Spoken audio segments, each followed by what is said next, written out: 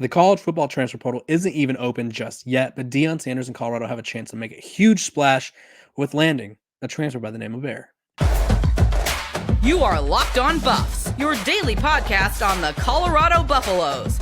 Part of the Locked On Podcast Network, your team every day.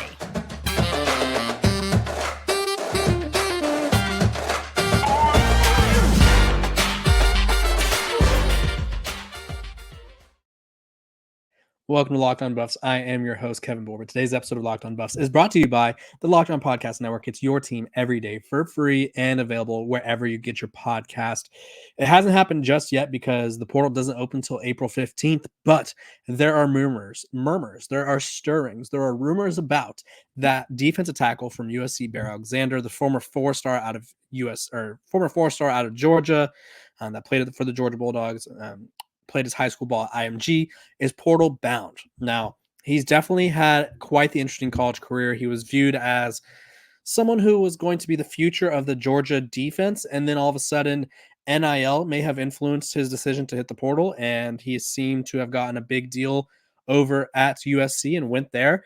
But he, in a way, regressed at USC. While he played more than he did at Georgia, he was playing for Alex Grinch. And so his kind of metrics and all of his PFF grading stuff went down. But in that big frame, let me tell you how big his frame is too.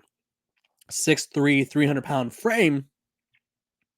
There's a guy who could come and disrupt offensive lines, who could come and disrupt passing attacks. I think the game that stands out to me the most of his was for sure, and let me read you his stats, because I think this was kind of his biggest impact game, was probably the Washington game. I know USC lost that game, but he was making a huge impact. I would say the Oregon game as well. There was just multiple games, a handful of games, even Colorado game, really. He had 2 tackles. He had 1 sack against ASU and then half a sack against San Jose State. He only had 1.5 sacks the entire year, but he's really good at penetrating. And so if Colorado can get in the mix again, because they were one of the programs that kind of had a chance at him the first time when he was transferring from Georgia to USC. Colorado had a chance, but it didn't work out. I think a lot of the move was NIL based, and I don't know if the same could be said this time around, but Colorado's got to take a swing at him. If they can land him, they can add him to their defensive front. And you're probably wondering, like, oh, why would they want him? Realistically, Chidozie Nwanku graded out as a better defensive lineman than him. Realistically, you have a guy like Anquin Barnes who, if you're going to take a shot on someone who didn't play, why not be someone who doesn't have a history of leaving programs? I think a lot of what Bear Alexander has shown is he is going to leave when opportunity arises. And is that the type of guy you want in Colorado? Not necessarily. I think it would be a really big discussion for Coach Prime and his staff to be like, is this someone that we need if he's going to be sort of a problem? And I don't want to compare him to Bishop Thomas, who's no longer with the team, but it reminds me of the Bishop Thomas situation where obviously Bishop Thomas had some issues last season, and I think a lot of his were personal issues. I think a lot of this stuff was him not being able to figure out what he needed to do at all times, and I think we saw that on the documentary. But if you add someone like Bear Alexander, does it hurt the locker room? Does it hurt sort of the overall vibes of the locker room? Does it hurt the defensive tackle room? Does it make it so guys are no longer wanting to buy in? Because if you look at like Amari McNeil, for instance, I think he was one of the better players in the Colorado defense. He ranked as the 478th defense tackle with a overall grade of a 65.5. He had a run defense grade of a 63 and a pass rush grade of a 64. Bear Alexander, who played a big role for that USC defense, had ranked as the 533rd interior defender, 63.9 rush defense grade, 71.2 pass rush grade.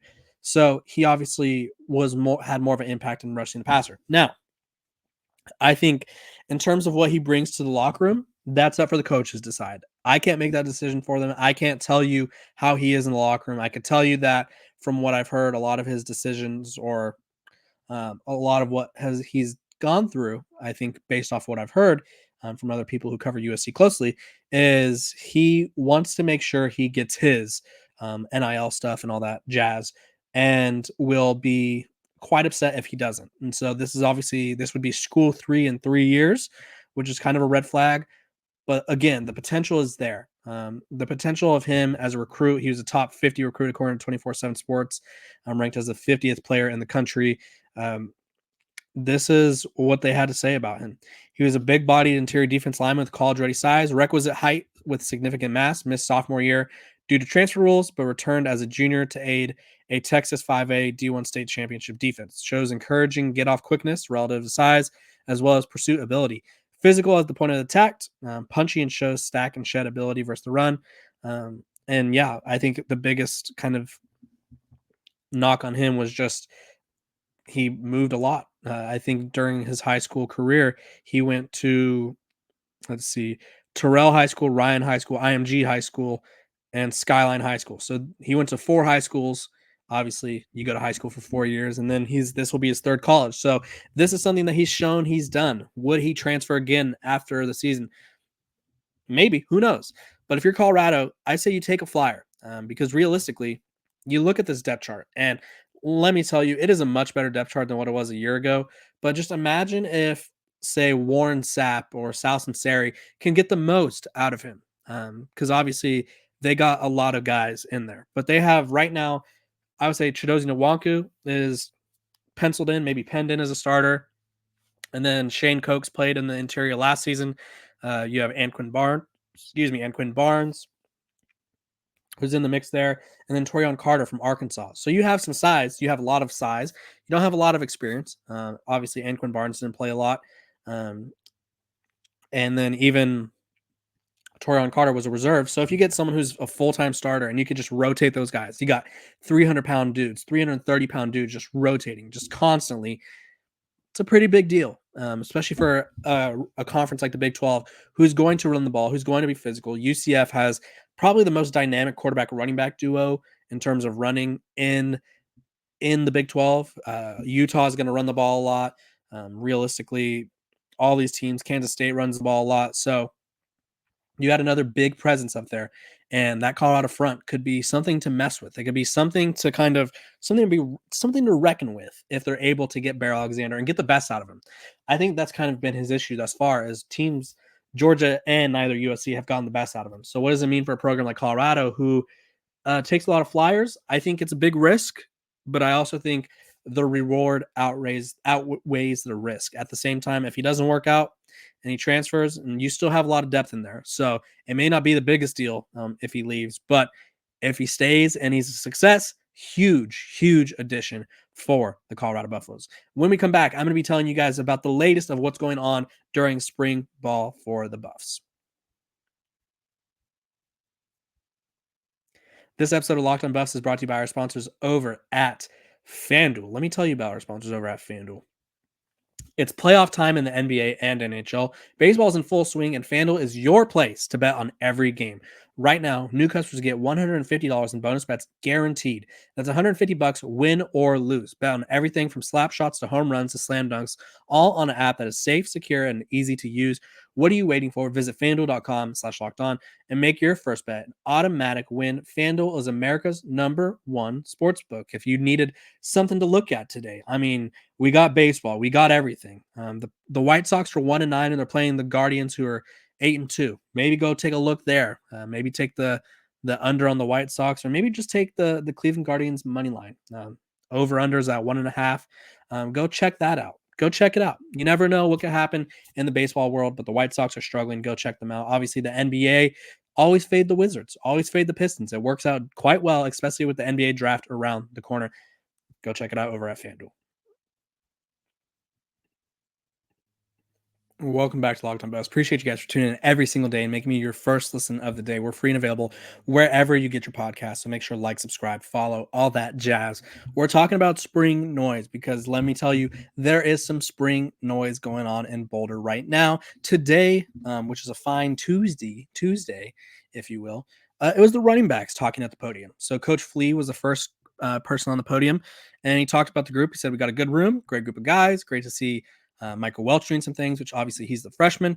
Michael Welch, obviously is quite clear on his role. He said when he's in the game, they're going to be running the ball. So Michael Welch, and if you guys haven't go checked it out, I actually tweeted it over at the Locked On Buffs account. He met the CEO of the Headache Gang, aka Shiloh Sanders. He met him and he ran him over. So this kid has got some strength. He's got it all. He's kind of got that tenacity to him that you want from a running back, especially a freshman running back, someone that you want to build your backfield around. And he is not afraid of the contact. So a lot of exciting things to see from Michael Welch. The role for Dylan Edwards is going to be a little different for all of those who've been agreeing with me, because I think I've been saying this for about a year now. Dylan Edwards is going to be playing some wide receiver this year. He talked about it, and Coach Flea talked about his role being different. He said Dylan has a different approach this year, a different focus. We're going to lean on him heavy.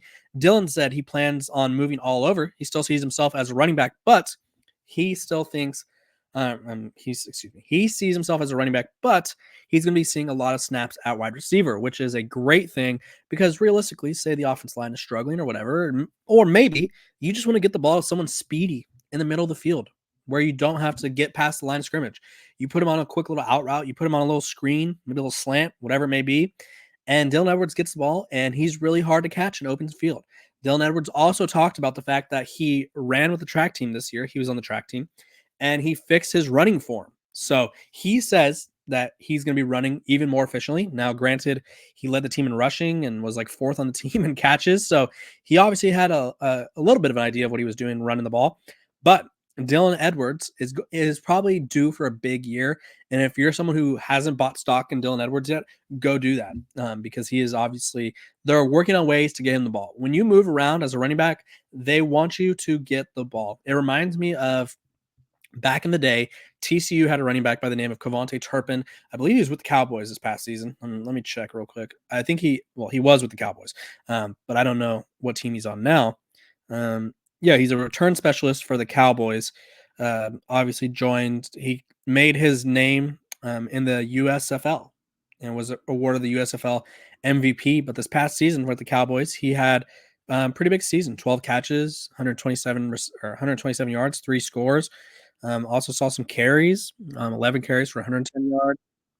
And then he also made some noise in the return game. So anyway, back at TCU, he was blazing fast, and he's exactly the same build as Dylan Edwards. Smaller frame, very fast. Like I think Dylan Edwards is probably, I think he's listed at 5'9" is what I believe he's listed as. I would say he's probably 5'8", 5'7", probably more on the 5'8" side. He is listed at 5'9", 170, and then Cavante Turpin, let me see, in college, he was listed as. And I think this is a really fair comparison. He's listed, and he was a guy that they just got the ball all the time. He was listed at 5'9", 153. So Dylan's got a little more size to him. But because Cavante was so fast, TCU would do the craziest looks. They'd use him on jet sweeps. They'd use him on quick passes, whatever it may be, just to get what they called terp touches. And they wanted so many terp touches per game. And I think Colorado is going to do the same thing with Dylan Edwards, even if he's not the primary running back, because Alton McCaskill and Michael Welch are back there. They're going to get him the ball. They're going to let him make plays. They're going to let him get into open space. Coach Flea talked about Alton McCaskill. He said he's close. And then this was a little worrisome for me. And I'm fully hammering the Colorado needs to get another running back in the portal now, because it's been a year now, basically 2 years since let's just say Alton McCaskill hasn't played a meaningful snap since 2021. And apparently he's still not ready. Coach Flea said he's close. I think he'll be ready for game 1. He said he's looking stronger, just working on his confidence going downhill. So to me, that tells me Alton McCaskill is not as far along as we would have assumed and or hoped for those of us who kind of thought he'd be the main focal point of the offense. Michael Welch said Pat Shurmur's offense is balanced and they're going to run the ball a lot more. And then obviously, like I said, Dylan Edwards ran track for football reasons. He wanted to get faster and he wanted to get his form right. And then he said, this year's scheme is going to be fun. He said, our scheme is really nice. So I think there's a lot of excitement. I think there's a lot of excitement around the building for this Colorado offense, how it's going to look. I think the running back situation with Alton McCaskill still being labeled as possibly going to be ready. That's worrisome. So I think Colorado should go out and get another one or two in the transfer portal because obviously outside of Dylan Edwards, who's on the smaller side and they're moving him to receiver, obviously to get him the ball more without him taking a lot of hits. You have Dylan Edwards, you have Michael Welch, and then you have Alton McCaskill, whose status is still up in the air, it seems. And then Charlie Offerdahl, who's the walk-on, which Charlie is seems like a great guy. But you want depth. You want experience. They have Sylveon Wilkerson, excuse me, too. I forgot about Sylveon. Sylveon Wilkerson is another guy. Do they trust him, though? I don't know, because they obviously would rely more on Anthony Hankerson this past year. So I think they should go out and get another body. It doesn't hurt to have depth. It does not. So look out for that. The spring game is going to be really interesting to see who gets the most carries and who does what, how they use Dylan. So stay tuned for that, obviously. Like I said before, if you guys didn't watch that episode, probably last week or the week before, spring game is on Pac-12 Network. Go check out Fubo if you want to watch the game. That's how I'll be watching it. If I don't go, I'll probably go because I loved the spring game last year. It was fun. It was an awesome experience. So go check that out. You guys won't want to miss that. And when we come back, we're going to be talking about, is Colorado currently battling a culture crisis?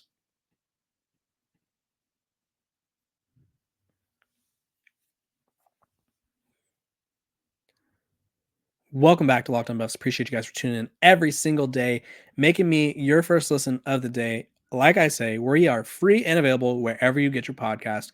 And if you guys haven't already, make sure that you check out our 24/7 stream on YouTube or Amazon Fire TV. Are you watching Fox Sports or ESPN on TV all day? Have to turn down the volume with all the shouting? Make the switch to Locked On Sports today, a free 24/7 sports streaming channel programmed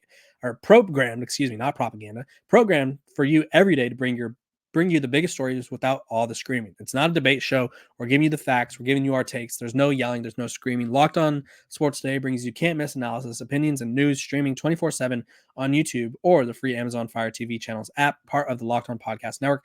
It's your team every day for free and available wherever you get your podcasts. We're talking about culture. I talked about it a couple days ago, and I think a lot of you guys are missing the point on what I'm saying.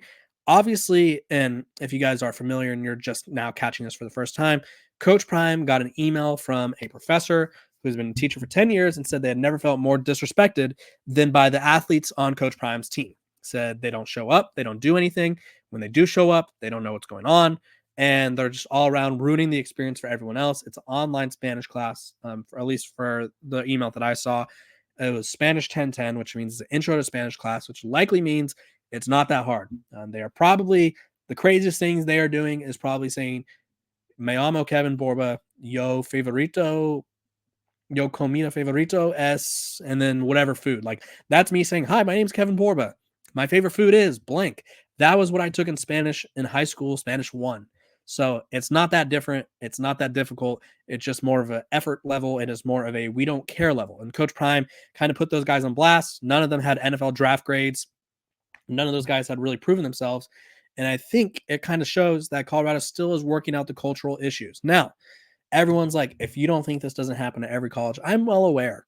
This happens at 99.9% of colleges where the athletes are not held to the highest of standards. And most of the time they take classes in study hall, or they have study hall that helps them with their work. Most of the time they take classes that are notoriously easy for them. I would say the only schools that don't deal with this are Stanford and the Ivies, probably like UCLA.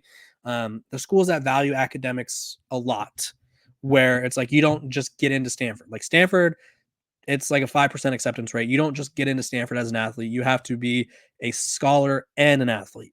Scholar first. Colorado, obviously, I'm not trying to take away from their education system. They have a great, beautiful campus. They have a rising program in a lot of aspects, but it's obviously not a Harvard. It's not a Yale.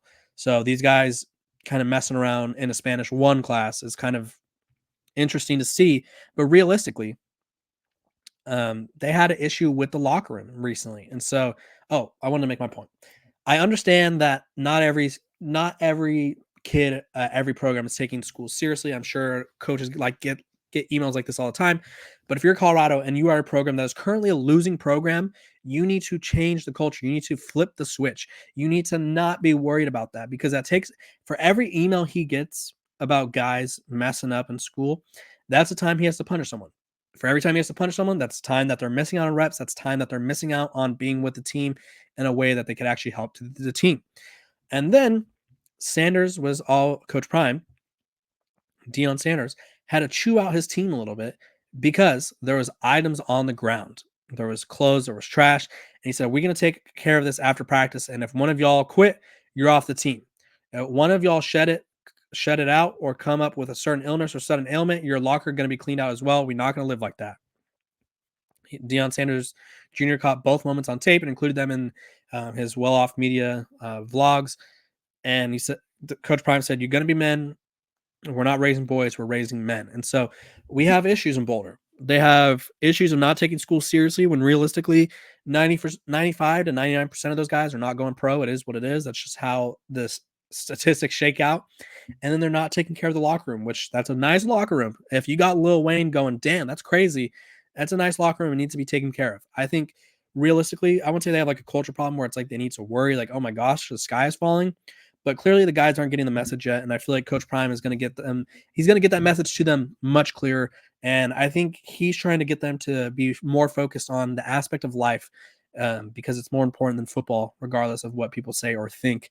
So he's trying to hold them accountable because you can't just be doing whatever you want and expect things to work out that way. So that's how it works out. You guys comment below if you think the Buffs will get Bear Alexander. Schools like Texas and Ohio State were also in the mix last time, so go check it out. Appreciate you guys for tuning in every single day, making me your first listen of the day. Like I say, we're free and available wherever you get your podcast. Make sure to like, subscribe, follow, all that, and I will see you guys tomorrow.